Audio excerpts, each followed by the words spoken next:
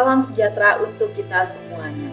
Perkenalkan, nama saya Kerry Borohotang, SEMAK, dari dosen program studi Sekolah Tinggi Ilmu Ekonomi Tribakti.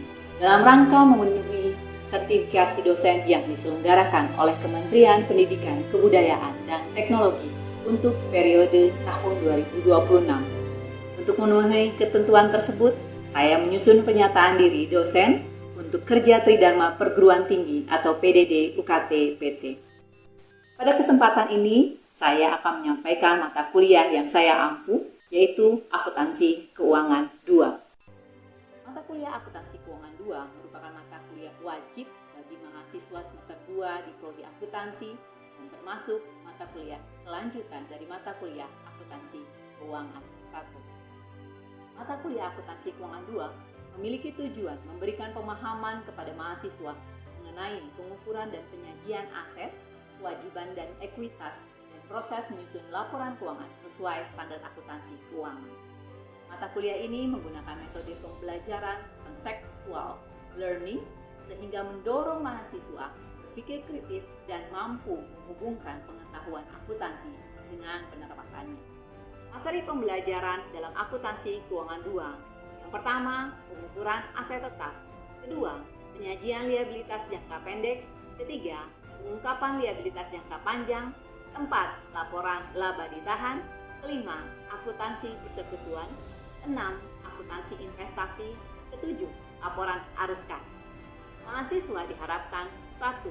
Mampu memahami metode pengakuan, pengukuran, dan penyajian aset, kewajiban, serta ekuitas.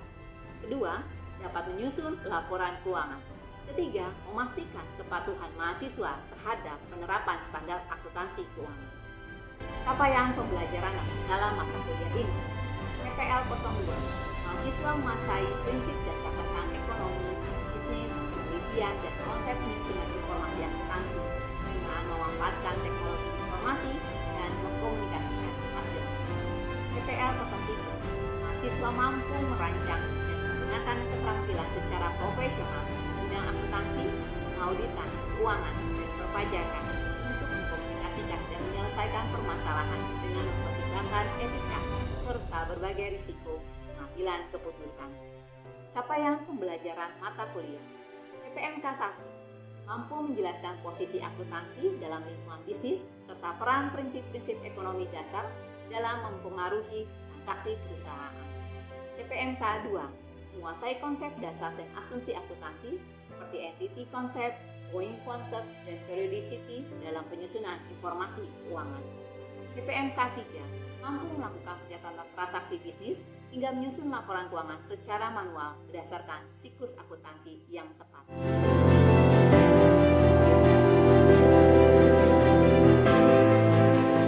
Indikator pencapaian CPL dalam mata kuliah ini.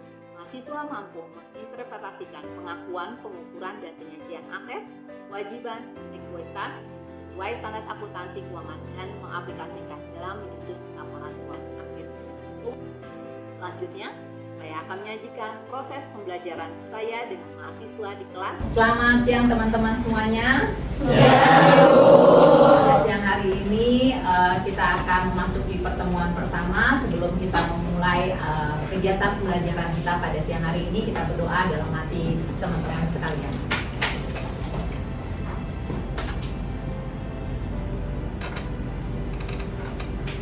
Berdoa selesai. Pertemuan pertama kita ini adalah mengenai tentang akuntansi aset tetap. Sebelum kita memasuki materi kita harus mengetahui peraturan dalam pembelajaran kita selama 1 semester. Yaitu pertama, teman-teman, kita ada absensi, ketentuannya adalah 5%.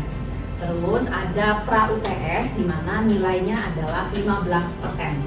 Untuk UTS nilainya adalah komponennya 30%, pra-UAS 15%, dan UAS adalah 30%. Total adalah 100%. Nilai pada mata kuliah Akuntansi Keuangan 2. Selanjutnya kita masuki materi kita, akuntansi aset tetap. Tujuan dari pembelajaran akuntansi aset tetap adalah mahasiswa mampu menjelaskan definisi dan karakteristik aset tetap. Terus mahasiswa dapat menghitung harga perolehan aset tetap. Yang ketiga, mampu membedakan klasifikasi pengeluaran modal dan pengeluaran pendapatan. Keempat, mampu menjelaskan akuntansi atas penghapusan aset tetap dan mampu menjelaskan gambaran umum karakteristik sumber daya alam. Teman-teman sekalian, sudah pada saat di semester pertama, teman-teman sudah memahami tentang yang namanya aset. Boleh saya tanya 3 kelompok aset. Pertama adalah aset lancar. Yang kedua adalah aset tetap. Yang ketiga adalah aset tidak berwujud. Terima kasih teman-teman sekalian. Aset lancar kita sudah belajar di pertemuan sebelumnya, yaitu tentang bagaimana aset tersebut diperoleh di bawah 12 bulan atau di bawah 1 tahun. Nah, sekarang kita masuki dengan aset tetap, di mana aset tetap itu adalah komponennya adalah di dalam neraca perusahaan. Dan aset tetap bersifat berwujud, tangible, dapat disentuh oleh teman-teman sekalian. Ya. Terus, dan dasarnya adalah dalam PSAK 16. Aset tetap adalah aset yang berwujud dan dimiliki oleh perusahaan dan diharapkan lebih bermanfaat lebih dari 1 periode. Jadi dia tidak boleh diakui hanya untuk 1 bulan saja, tapi dia lebih daripada 1 periode. Karakteristik dari aset tetap sendiri. Aset tetap adalah aset yang jangka panjang relatif lebih permanen. Contohnya ini ya, gedung kita yang bisa disentuh ini. Ya, itu lebih permanen dan fungsinya jangka panjang. Terus aset berwujudnya itu adalah digunakan oleh perusahaan. Kalau teman-teman punya aset contohnya mobil tapi digunakannya untuk pribadi, itu tidak boleh digolongkan dalam aset tetap, tapi adalah aset pribadi masing-masing. Oh iya, kendaraan, ya kan? Kendaraan bisa berfungsi hanya 1 tahun? Tidak. Bisa 2 tahun, bisa 3 tahun, ya. Kadang-kadang bisa lama juga ya kendaraan ya dipakainya, ya sudah bertahun-tahun ya. Jadi kendaraan masuk juga dalam golongan aset tetap. Kalau dari klasifikasi aset tetap ini ada pertanyaan teman-teman? Bu, saya mau bertanya Bu. Ya. Jika perusahaan mempunyai tanah, namun tanah tersebut tidak digunakan untuk operasional, apakah kita harus mengklasifikasikannya sebagai aset tetap atau investasi properti? Ya, terima kasih Kiel atas pertanyaannya. Pertanyaannya teman-teman saya ulangi. Ketika aset tetap kita peroleh, tapi bukan digunakan untuk kegiatan operasional. Ayo, tadi sudah dibahas sebelumnya adalah ada biaya, ada pengakuan untuk aset tetap sendiri, tapi harus diakui oleh perusahaan. Itu PSAK tadi kita mengatakan PSAK 16 harus diakui dan digunakan oleh kegiatan perusahaan. Kegiatan operasional itu kegiatan perusahaan. Tetapi kita tanya lagi sama Kiel, pertanyaannya adalah aset tetap itu atas nama siapa? Oke, kalau aset tetap itu atas nama perusahaan itu sendiri, tetapi tidak digunakan untuk kegiatan operasional, tapi hanya digunakan sebagai penamaannya saja, tergolong dengan investasi. Ya, karena contohnya nih tanah kita bangun untuk buat showroom mobil. Ya, tanahnya itu pakai showroom mobil. Kita beli tanah, kita bangun gedungnya, showroom mobilnya jadi. Nah, kita gunakan untuk kegiatan operasional. Tetapi, contohnya, Bu Keri dapat rezeki banyak, terus Bu Keri beli tanah lagi. Tanahnya bukan di daerah Bekasi, tapi di daerah Karawang. Atas nama perusahaan PT Keri Cantik. Nah, tapi nggak digunakannya di Karawang. Di kegiatan operasionalnya masih di Bekasi. Tapi tujuannya adalah keputusan dari PT Keri Cantik adalah memutuskan untuk nanti akan investasi di Karawang atau membuka cabang di Karawang, tapi belum digunakan, masih gunakannya untuk yang di Bekasi saja. Jadi teman-teman harus memahami kalau dia atas nama perusahaan harus dimasukkan dalam neraca perusahaan atau laporan posisi keuangan. Tapi kalau misalkan nama tanahnya adalah nama saya sendiri, yaitu Keri, tapi tidak mengikutkan nama PT-nya, maka itu tidak boleh digolongkan dalam aset tetap perusahaan. Oke, jadi hati-hati ya pada saat pengakuan itu, ini atas nama PT atau atas nama pribadi. Oke, terima kasih pertanyaannya Kiel.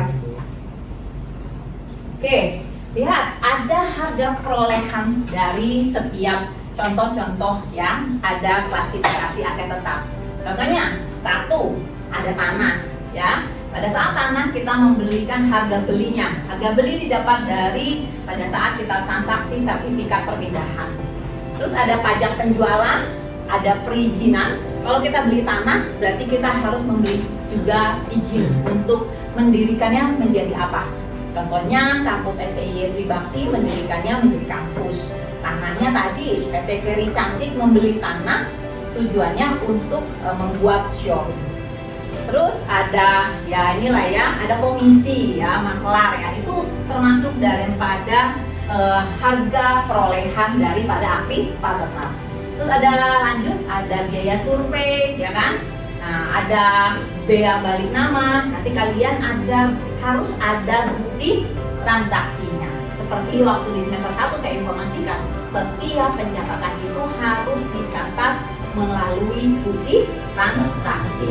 Contohnya adalah kwitansi, nota, ya seperti itu. Sama seperti dari bangunan. Nah, perbedaannya kalau bangunan dia ada biaya jasa arsitek atau insinyur. Kalau kita mendesain, contohnya ini gedung ini, mendesain menggunakan jasa arsitek, maka kita harus membebankannya menjadi bangunan. Ya, karena kenapa? Memang biaya arsitek itu kita keluarkan pada saat hari itu, tapi kan itu digunakan untuk periode beberapa bulan atau periode bahkan lebih daripada satu periode. Terus ada, nah ini nih yang kemarin saya bahas, ada jalan setapak ke dalam sekitar gedung, itu termasuk tuh paving block ya. Kalian tahu paving block kan ya, yang kotak-kotak yang di depan itu adalah biayanya memang tidak begitu besar ketika kita mendesain jasa arsitek ini, tapi paving block termasuk dalam biaya bangunan. Karena kenapa? Paving block tidak bisa berdiri sendiri tanpa ada gedung ya. Fungsinya paving block adalah supaya sampai ke gedungnya. Jadi maka paving block atau jalan setapak ya, bukan paving block namanya ya, tapi jalan setapak ke dalam sekitar gedung. Terus ada biaya mesin ya.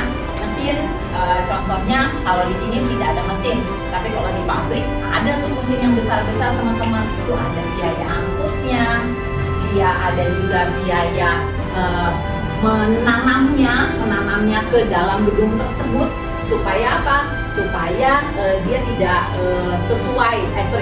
dia sesuai dengan desainnya daripada arsitek. Jadi tidak sembarangan naruh mesinnya. Jadi harus ada biaya instalasi ya. Itu termasuk dalam mesin dan peralatan.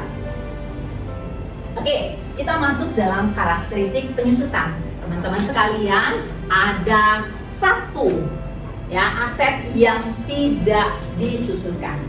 Apa namanya? Tanah. Betul, tanah tidak disusunkan. Ya, karena kenapa? Nilai jualnya itu akan sama seperti kita membelinya, bahkan bisa melebihi daripada nilai yang sebelumnya. Jadi tanah tidak memasuki golongan yaitu penyusutan.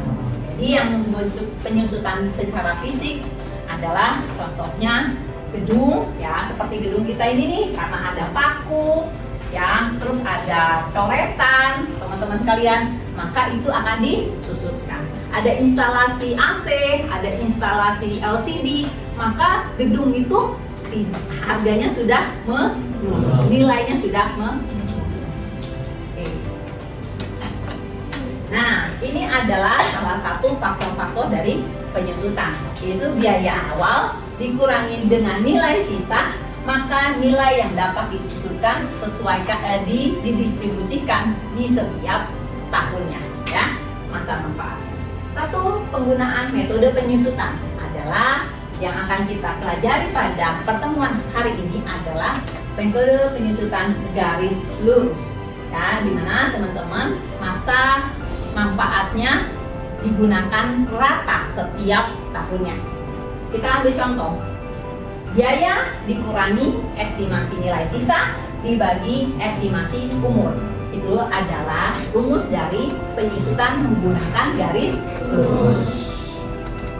Kita ambil contoh. Biaya awalnya dia adalah $24.000. Ya, biaya awalnya adalah $24.000. Terus masa manfaatnya dia adalah 5 tahun.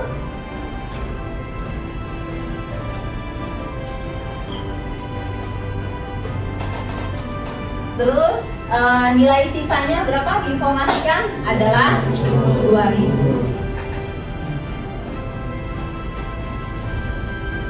Maka kita akan menemukan penyusutan tiap tahun.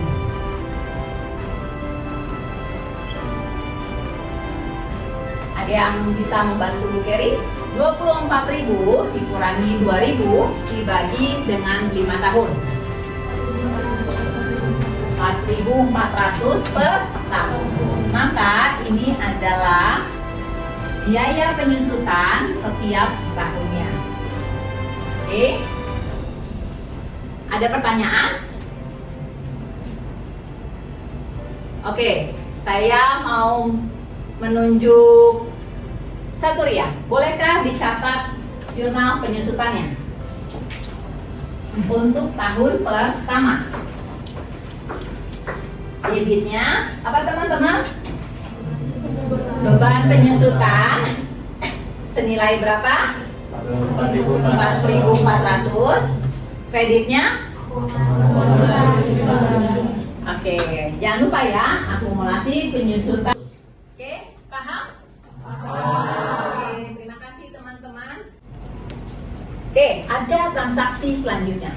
Coba, harga perolehan sebuah rumah senilai 120 juta rupiah. Umur ekonomis rumah tersebut ditaksir selama 10 tahun. Nilai residu ditaksir 15 juta. Boleh? Azam maju ke depan untuk menyelesaikan.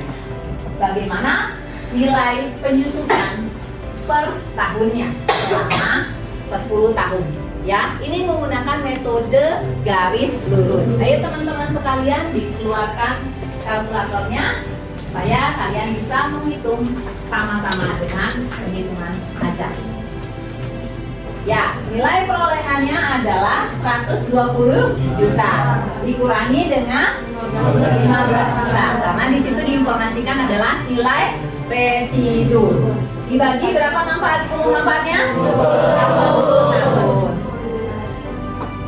Maka didapat adalah per tahunnya berapa rupiah? 500.000 rupiah. Oke, terima kasih Ajam atas penyelesaian contoh soalnya. Oke, nah sekarang jurnalnya bagaimana? Jurnalnya beban penyusutan debit berapa? 10.500. Kreditnya adalah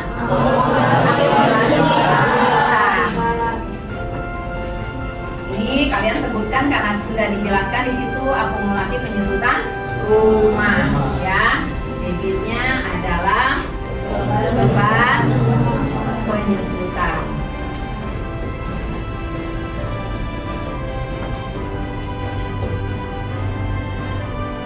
Oke, ada pertanyaan dari cara kalian menghitung ya, dari cara kita menjurnalnya, mengakuinya ya, dan nanti kalian akan membuat laporan penyusutan menggunakan metode garis lurus.